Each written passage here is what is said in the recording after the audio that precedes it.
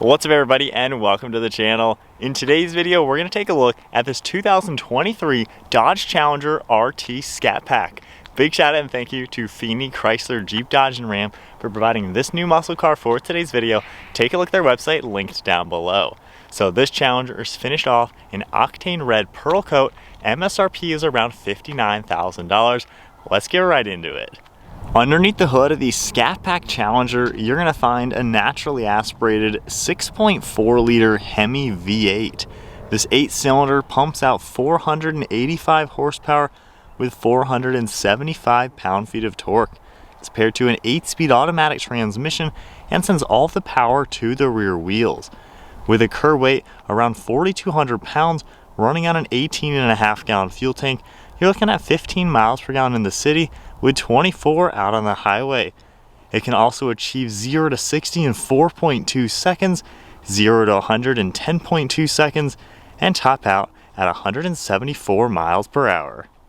Overall length is 197.9 inches with a wheelbase at 116.2. Width is 75.7 and height is 57.7 inches. And then now moving on to the exterior styling with the 2023 Challenger Scat Pack. This color combination is beautiful in the sunlight. This is a really cool looking retro muscle car. You can see we got LED headlights. You even get that retro Challenger script writing along the grille and a really cool blacked out grille design. You can see that RT badge as well, finished off in a brighter red. And then down below you can see LED fog lights, more of this really nice looking mesh, and a huge chin spoiler to direct some air. Really cool look overall. If we make our way to the hood, we get a functional air intake duct to allow cool air to enter the engine bay, and then we also get these massive heat extraction vents as well. And I just love all the contours within the hood, giving it that power dome design. And then the whole front end is super squared off, so I really like just how old school and modern this thing looks. If we make our way to the side profile, you're going to see a set of 20-inch wheels finished off in a split 5-spoke and a bronze color, and we also get SRT Brembo brakes up front with 6-piston calipers. You can also see the 2-piece ventilated and slotted rotors up front as well, and then that front chin spoiler makes its way towards the side. There's a pretty sharp fold around this front fender, and you can also see the 392 Scat Pack badge. And there's a really sharp body line going from the front all the way through the side profile. Taking a look at the side, this is a huge car. You can see just how massive the hood is. The entire vehicle itself is absolutely massive.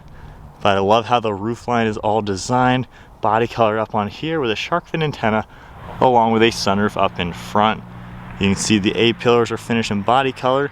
You also get a set of body color mirror caps and body color door handles. You get a blacked out B-pillar, and just a really clean and flat design for the side profile. No crazy curves or anything like that, just super flat and simple. As you make your way to the rear end, I love how this color looks bright in the sunlight and then more of a dark cherry in the shade. You can also see a satin black spoiler mounted on the trunk with your Scat Pack badge along with a rear camera. You get Dodge written out in rear with some gloss black and a nice set of LED taillights. And then down below, you're going to see all of your parking sensors, a satin black color for the plastic rear diffuser, dual exhaust tips, and then your license plate right in the center. And I think the overall design of the Challenger comes together very nice. It's got a muscle car vibe to it, and yet it looks pretty modern and very stylish. And then moving to the key fob, we have lock, unlock in your trunk. If I go ahead and lock the car, double tap on the engine start stop button, we can turn on this V8.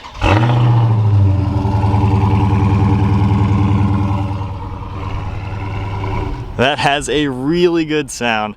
Who doesn't love a Hemi V8? And then entering into the vehicle to take a look at the interior. This has a full black leather interior.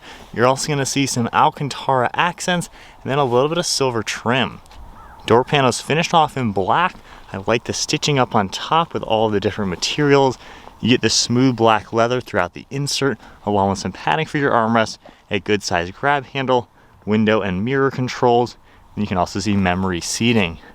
You got some storage down below and your release handle, then some power controls on the seat along with manual recline.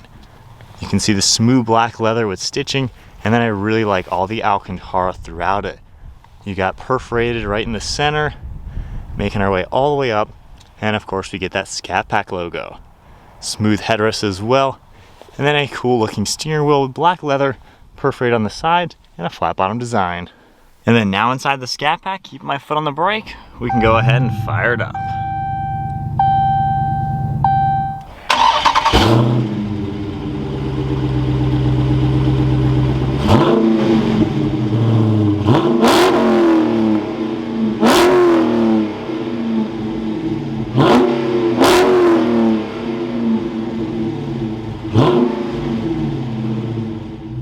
Taking a look at the gauge cluster now, you can see an analog tack on the far left side with your speedometer to the right. You can also see engine temperature and fuel in the center. We get a digital speed readout, and you can configure that using these controls over here. So if I scroll down once, then scroll left and right, you can see all sorts of different vitals coming up within the engine. Really cool to see all of this sort of information. You can continue scrolling down, see different performance indications like 0 to 60 timers, different things like that, G-force meter as well. And you can continue down, you have a few things like MPG, and then going into your trip information, audio, and different messages. So pretty neat to see all sorts of different information. You can also see on the right side, we get all of your cruise control settings, some Bluetooth and audio controls, then a set of steering wheel mounted paddle shifters. They're only about an inch or so tall, but it's a pretty cool look and feel. And then underneath them on the back are some radio controls as well. You can see the stalk on the left for all the windshield wipers, and then to the left of the steering wheel, we get your headlight controls, interior dimming, along with your trunk. And then we also get your power control for the automatic steering column. You can see some of this leather vinyl material with stitching in one of your air vents makes its way all around the dashboard. Definitely has a nice look to it with some cool contours. You can see how it wraps around the center. You also get this silver trim, and then right in the center we get the 8.4-inch touchscreen display. You can see all of your information. If we go into the SRT dashboard, you can see your launch control that you're able to adjust. We have different drive modes that you can change. It'll adjust transmission, the paddle shifters, steering, and suspension. And then if you exit out of here, you can see more information swiping over. We have a shortcut to all of your media. You have climate information. You can very easily adjust your temperature, go into controls, and to see your heated and ventilated seats, along with the heated steering wheel. Back to your apps right in the center, phone integration, different settings, and then of course this performance page. In here you're going to see a few different things that are going to come up. You can also go into your timers and view all of that. You have different gauges as well, a full G-force meter, as well as an engine icon with all sorts of different vitals. Then you get a dyno down below with a pretty cool graph. If I go ahead and take the car and go into reverse, you're going to see your backup camera popping up. You get decent graphics, and then you also get your parking sensors right in the center. And I go back into park. Underneath this, we have a few more controls. We have a mute icon as well. You have your launch control, parking sensors, your drive mode indicator you can easily adjust, and that automatically pops up to that page. We have volume and tuning, and then physical climate controls down below. Whenever you make any adjustment, it's going to come up on the screen as well. And then of course you do get your dual zone temperature. Taking a look at the shifter now, you get some black leather, a little bit of storage, as well as a manual shift function. Then you get two cup holders right in the center. You get a really nice leather material with more of the stitching going around the center, and then a pretty good sized cargo area right in the center with different plugs. And over on this far right side, we have a really large glove box. One last look at the interior. I think as long as the Challenger has a leather interior with some nice materials, it does still feel like a modern car. The screen itself is a little dated looking, but honestly not too bad for being how old this vehicle is. This one's a pretty good spec. You can see a black headliner. We also get the sunshade for that sunroof, sunglass holder up on top, all of the controls, dome lights, and then your garage door openers. The Dodge Challenger also has back seats. If you just grab this plastic handle on the side of the front seat, it's going to get this out of the way just a little bit. And then taking a look back here, you're going to get all the same materials, the leather and alcantara, and you can also see just the perforated material right in the center. So then hopping into the back seat of the Challenger. So at 5'11", honestly, I have a pretty good amount of space in here. This is a huge vehicle, and even with the seat at my height, you know, my knees have to go around it just a little bit. But this is certainly practical. A full-grown adult, honestly, two of them can fit back here. This is not too bad. We got hooks up here. Get a small window up front. There is a lot of vehicle right here, so it feels a little tight. However, it's pretty darn open, so you really don't get that vibe. We do get air vents down below and storage on the back side of the seats and then fixed headrests. Overall, this is a pretty practical two-door car. And then to move on to the cargo area, you can double tap the button on the key fob and pop that trunk. There also is a button right underneath it, but from here we can just lift that. It's gonna open up. You have a huge opening into this trunk, and the trunk itself is super large. There is so much space in a Challenger. This really is the most practical two-door car out there. And then with those seats folded down, you can see just how much more cargo area you're gonna get in the Challenger. They fold nearly flat and offer a pretty good opening into the trunk to make this a super practical vehicle. All right guys, so we are setting off now in the Scat Pack. So this engine packs a nice punch. Obviously I'm not going too crazy being brand new and being freezing outside, but it sounds so good. The transmission is pretty responsive, and in track mode right now it does quite a lot. The suspension is so tight, the steering is nice and heavy. I mean, it honestly feels so much smaller than it is.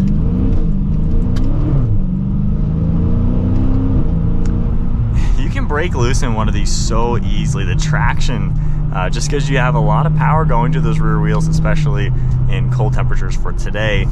But it's a fun car to cruise around, and I like the Scat Pack. I think it gives you enough power to be really fun. It's obviously not crazy fast. If you want that, get a Hellcat, but the Scat Pack really does give you a really good balance of just fun performance.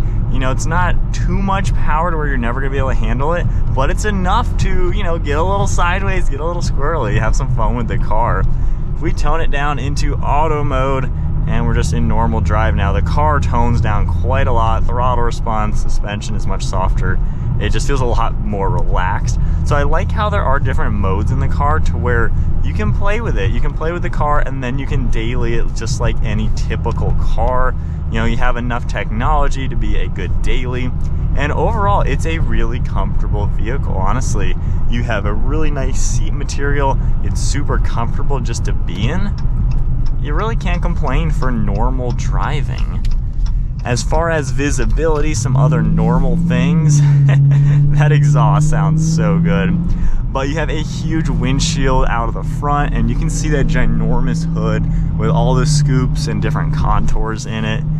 Pretty good mirror layout and everything, so you can see what's going on behind you. And let's go back into auto mode, let the car relax. And visibility over your left and right shoulder is pretty decent. You know, that C-pillar is pretty darn thick, so it's a little hard seeing way back there. However, if you poke your mirrors out a little bit, that certainly helps just a tad. As far as the interior tech and using that, it's not the newest and most up-to-date thing. It'd be kind of nice to see their newest stuff in these last years of the Challenger. However, it gets the job done, honestly. Graphics could be better, but kind of is what it is. But it's a nice car. Even though this is very, very old at this point, it's a nice place to be, especially when you have a good interior. I think if you get one of these in cloth, it just feels really cheap. However, this feels like a pretty nice car to be in. Really can't complain too much. Obviously, it's not a nimble back road handling car or anything like that, but regardless, you can have some fun. It is a fun muscle car just to cruise around in and kind of just let those rear tires do some burnouts and have some fun. And for handling, you know, it's a big car, but it's tight enough to where you can throw it around and have some fun in a Dodge Challenger. All right, it's turning around to my perspective and honest thoughts. Definitely got to be careful with the throttle around a turn. It is 36 degrees out.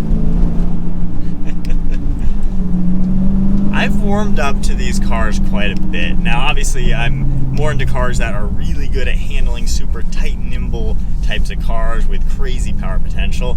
But I can see the appeal to a muscle car like the Challenger. I mean, this thing is huge. It is so practical. It is really a car you can use every single day. You can fit grown-ups in the back. The trunk is super practical. And then you can have some fun.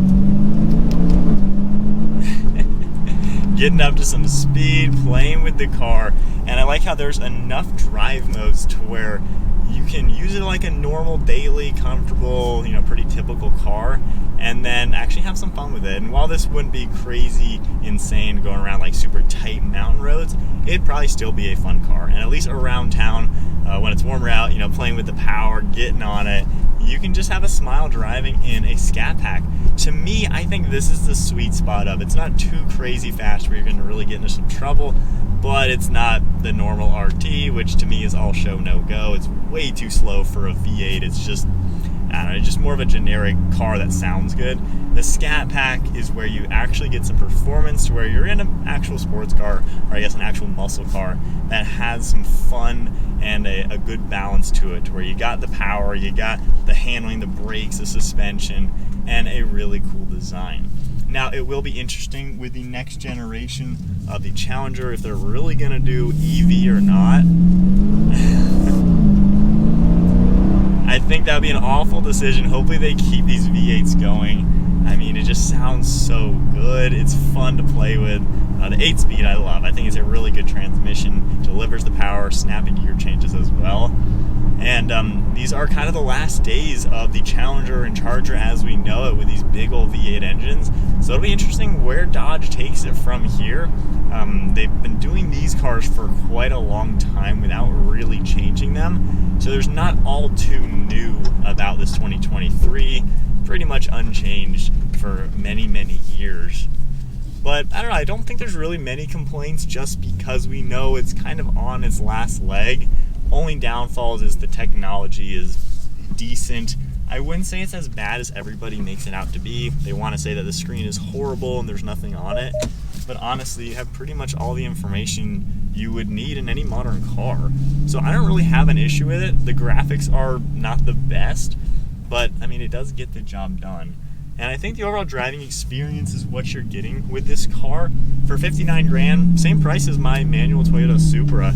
Obviously, I would buy my Supra because I like that sort of car, more power, manual transmission, all that fun stuff.